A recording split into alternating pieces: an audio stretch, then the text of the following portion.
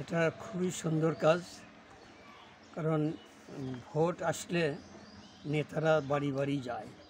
তবে আমার আশা যে মানিক ভাই যদি এমপি হন, নমিনেশন পান, আর আমাদের নেতা তারেক রহমান যদি ওনারে নমিনেশন দেন, তাহলে আমরা সবাই তার পিছনে থেকে আমরা তাকে নির্বাচিত করব ইনশাআল্লাহ।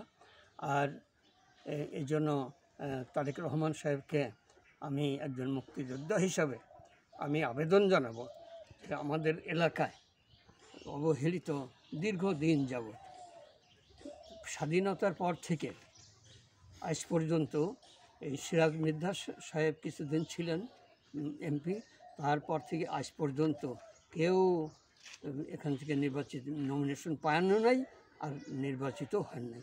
তা আমার বিশ্বাস যে মানিক সাহেব একজন শিক্ষিত লোক এবং আইন প্রণয়নকারী এবং সে ব্যারিস্টার মানুষ, তিনি সার্থক একজন সৈনিক, জিয়ার সৈনিক।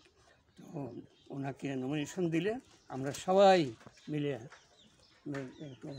পরিশ্রম করে তার পিছনে লেগে আমরা ধানের শীষে জয়যুক্ত করবো ইনশাআল্লাহ।